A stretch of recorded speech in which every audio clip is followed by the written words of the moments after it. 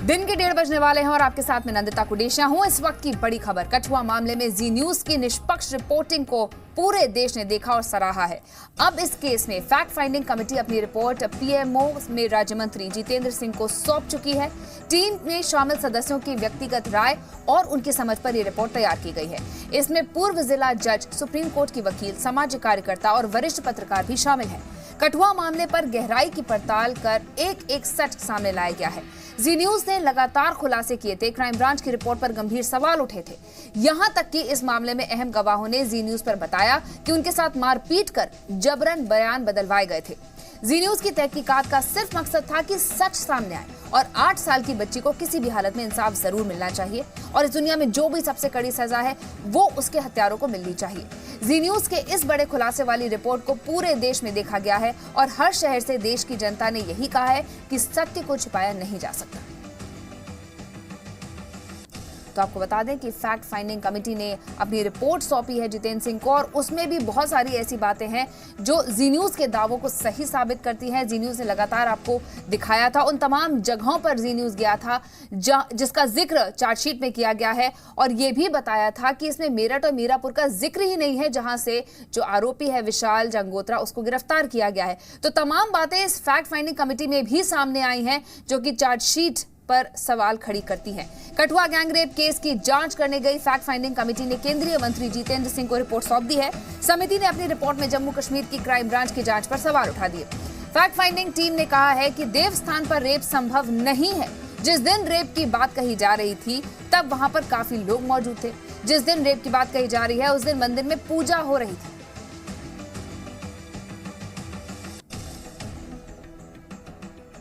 कुछ और बातें भी सामने आई हैं। आपको बताते हैं कि फैक्ट फाइंडिंग टीम ने रिपोर्ट में आखिर कहा क्या है। रिपोर्ट में कहा गया है कि क्राइम ब्रांच की चार्जशीट के मुताबिक 3 दिन तक कई लोगों ने रेप किया। चोट के निशान के हिसाब से कई लोगों के रेप की बात सही नहीं लगती है।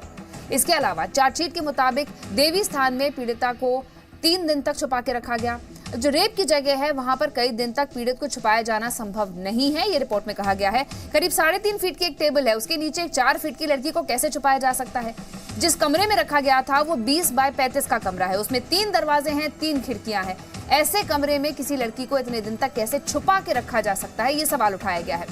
चार्जशीट के मुताबिक आरोपी विशाल वारदात के वक्त कठुआ में मौजूद था, लेकिन तमाम रिपोर्ट्स के मुताबिक और जी न्यूज ने भी जो आपको पड़ताल दिखाई उसके भी मुताबिक विशाल मेरठ में था और परीक्षा दे रहा था इन दिनों में।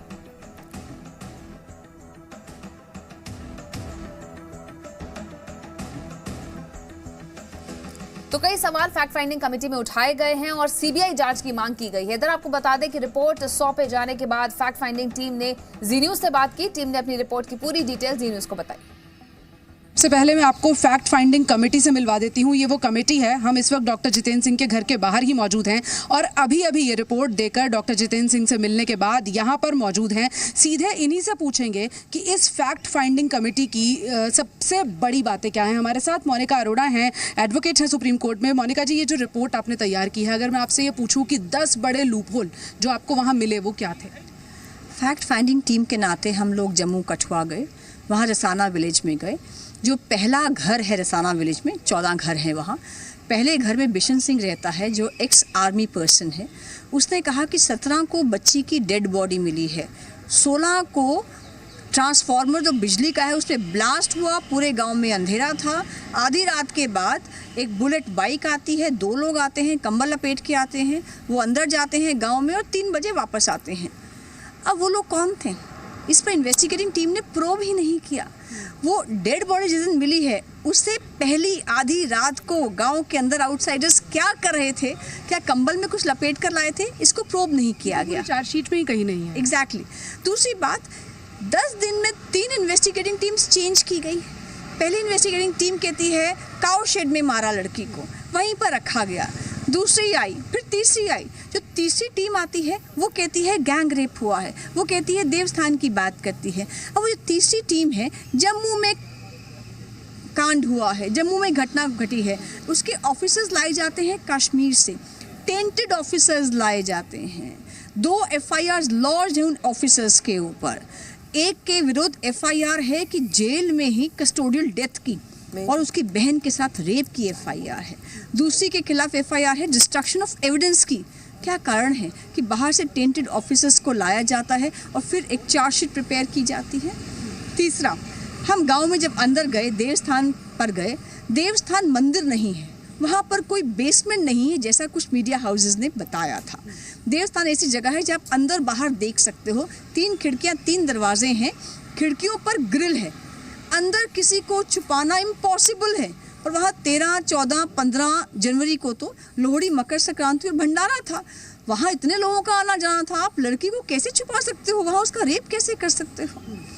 उसके बाद देवस्थान से जो एक्यूज सांझी पटवारी का घर है वो 300 मीटर की दूरी पर है। सांझी पटवारी यानी एक्यूज के घर के पीछे ही लाश मिली है। कोई भी एक्यूज्ड किसी बच्ची के साथ दुष्कर्म करके, जिसमें उसके अपना बेटा इन्वॉल्व हो, लाश को अपने घर के पीछे क्यों फेंकेगा? पोस्टमार्टम रिपोर्ट को लेकर भी बहुत सवाल उठ रहे हैं, आप लोगों की स्टडी उस पर क्या कहते हैं? देखिए, पोस्टमार्टम रिपोर्ट 2 नहीं होती। पोस्टमार्टम हुआ है 17 जनवरी को, लेकिन 17 जनवरी की भी रिपोर्ट है, इसका सीरियल नंबर 27 है, और 19 मार्च को भी रिपोर्ट साइन की गई है जिसका सीरियल नंबर 27 ही है। सेम रिपोर्ट है, कॉपी पेस्ट कर दिया गया है, लेकिन उसमें रिमार्क्स ऐड कर दिए गए हैं, उसमें चोटों को बढ़ा दिया गया है क्योंकि टैम्पर विद किया गया है। पहली रिपोर्ट कहती है कि बच्ची के पेट में कुछ खाना पीना नहीं था, दूसरी रिपोर्ट इस पर चुप हो जाती है। तो बहुत इनकन्सिस्टेंसीज हैं। और बड़ी बात यह है कि जब 8 साल की छोटी बच्ची के साथ इतनी बर्बरता हुई है, उसको मारा गया है, इंजरी वर्ड पोस्टमार्टम रिपोर्ट जो हमने दोनों देखी हैं उस पर मेंशन भी नहीं है। मैं एक बात और कहूँगी, आपके चैनल ने जो विशाल जंगोत्रा का एविडेंस दिखाया है वो रिफ्यूट कोई कैसे कर सकता है? क्योंकि सारे गांव वाले कहते हैं 12 और 17 जनवरी के बीच में विशाल जंगोत्रा कठुआ गांव में नहीं आया। चार्जशीट कहती है वो वहीं पर था, कठुआ में। आपकी जो रिपोर्ट मैंने देखी है वही एटीएम में जो दिखाया जाता है कि वो एटीएम कहाँ का है, मुजफ्फरपुर का है, उत्तर प्रदेश का है। वहाँ विशाल जाता है, 1000 रुपया निकालने के लिए जाता है, उसकी फ़ोटो दिख रही है, वो आइडेंटिफाई किया उसके घर के लोगों ने। तो जो व्यक्ति वहाँ था उसको क्राइम ब्रांच क्यों ज़बरदस्ती पकड़ रही है? उसके दोस्तों को क्यों टॉर्चर कर रही है? क्योंकि उसके 3 दोस्त हैं, सचिन है, साहिल है, नीरज है। तीनों ने कहा है कि हमें मारा पीटा गया है। उन्होंने 164 के बयान मैजिस्ट्रेट के सामने रिकॉर्ड कराए हैं कि विशाल उस समय कठुआ में नहीं था, हमसे ज़बरदस्ती ये एक स्टेटमेंट ली गई है। मुझे लगता है सीबीआई प्रोब होना चाहिए। बिल्कुल, तो ये रिपोर्ट है मीमांसा जी, आप देख रही हैं, ये मोनिका जी के हाथ में है। ये रिपोर्ट अभी सौंपी गई है और जो जी न्यूज़ की इन्वेस्टिगेशन है और जो रिपोर्ट है ये तो मिलती है, लेकिन चार्जशीट जो कहती है ज़मीनी हकीकत उससे बिल्कुल नहीं मिलती है। केंद्रीय मंत्री जितेंद्र सिंह ने कहा है कि कठुआ गैंगरेप केस में जी न्यूज़ ने जो फुटेज जुटाई है, जो खुलासा किया है, वो जांच के काबिल है। जितेंद्र सिंह ने कहा कि कठुआ मामले में जी न्यूज़ मेहनत करके फुटेज लेकर आया है।